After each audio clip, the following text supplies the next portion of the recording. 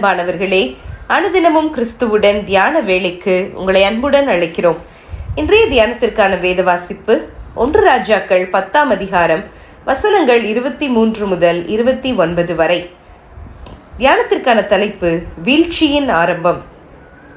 இஸ்ரவேலின் ராஜாவாகிய சாலமோன் இதனாலே பாவம் செய்தான் அல்லவா?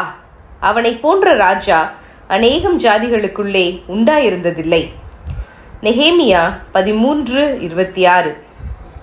நெகேமியா தொடர்ந்து எழுதுகிறார், அவன் தன் தேவனாலே சிநேகிக்கப்பட்டவனாய் இருந்தான். தேவன் அவனை இஸ்ரவேல் அனைத்தின் மேலும் ராஜாவாக வைத்தார். அப்படிப்பட்டவனையும் பாவம் செய்ய பண்ணினார்களே. யாருக்கும் இந்நிலைமை நேரிடக்கூடாது. உலக ரீதியில் நாம் ராஜாக்களாக அதிபதிகளாக இல்லாவிட்டாலும் நம்மிடத்தில் அன்பு கூர்ந்து தமது இரத்தத்தினாலே நம்முடைய பாவங்களற நம்மை கழுவி தம்முடைய பிதாவாகிய தேவனுக்கு முன்பாக நம்மை ராஜாக்களும் ஆசாரியர்களும் ஆக்கின அவருக்கு மகிமையும் வல்லமையும் என்றென்றைக்கும் உண்டாயிருப்பதாக. ஆமேன்.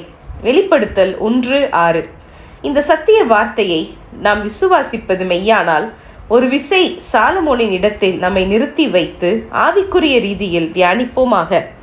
நீ விரும்புகிறதை என்னிடத்தில் கேள் என்று தேவன் கேட்க, உமது ஜனத்தை விசாரிக்கவும் நன்மை தீமையை வகையறுக்கவும் ஞானமுள்ள இருதயம் வேண்டும் என்று சாலமோன் பதிலளிக்க, அது கர்த்தருக்கு உகந்ததாயிருந்தது. அவர் சாலமோனுக்கு ஞானத்தையும் புத்தியையும் மனோவிருத்தியையும் கொடுத்தார் என்று வாசிக்கிறோம். அப்படியே கர்த்தருக்கென்று சாலமோன் கட்டிய ஆலயம் கர்த்தருடைய மகிமையால் நிறைந்திருந்தது. இப்படிப்பட்ட சாலமோன் பாவத்தின் பிடியில் அகப்பட்டது ஏன்? முதலாவது, சாலமோனின் விழுகை 1 ராஜாக்கள் 10:25 ஆரம்பித்து விட்டது. அவன் கேளாத ஐஸ்வர்யத்தையும் மகிமையும் கூட கர்த்தர் அவனுக்கு கொடுத்திருக்க அவன் மேலதிக செழிப்பை நாடினான். அப்போதே அவன் சறுக்க ஆரம்பித்து விட்டிருந்தான். சுற்றிலும் இருக்கிற சகல ஜனங்களையும் போல நானும் எனக்கு ஒரு ராஜாவை ஏற்படுத்த வேண்டும் என்பாயானால் என்று ஆரம்பித்த மோசே தனது கடைசி பிரசங்க வார்த்தையிலே அவன் அநேக குதிரைகளை சம்பாதியாமலும் அநேக குதிரைகளை தனக்கு சம்பாதிக்கும்படி ஜனங்களை திரும்ப எகிப்திற்கு போக பண்ணாமலும் இருக்க கடவன்.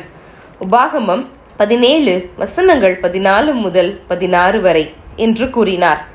ஆனால் சாலமோன் தனக்கு ரதங்களையும் குதிரை வீரரையும் சேர்த்தான். தனக்கு குதிரைகளையும் புடவைகளையும் எகிப்திலிருந்து அழைப்பித்தான். இவனது இந்த விழுகைக்கு யார் காரணம்? இன்று சாலமோனை போல அல்லாமல் இயேசுவின் இரத்தத்தினாலே தானே நமக்கு ராஜரீக கிருபை கிடைத்தது. அப்படி இருக்க எந்த இடத்தில் கர்த்தருடைய வார்த்தைக்கு மாறாக நடந்து வழுவி போகும் அபாயத்தில் இருக்கிறோம் என்பதை சிந்தித்து பார்த்து மனம் திரும்புவோம். ஜெபம் செய்வோமா? அன்பின் ஆண்டவரே, எங்களுக்கு முன்மாதிரியாக வைத்து சென்றுள்ள உமது அடிச்சுவடுகளில் நாங்கள் நடந்து உமது கிருபையை நாங்கள் இழந்திடாமல் காத்துக்கொள்ள உதவி செய்யும். ஆமேன்.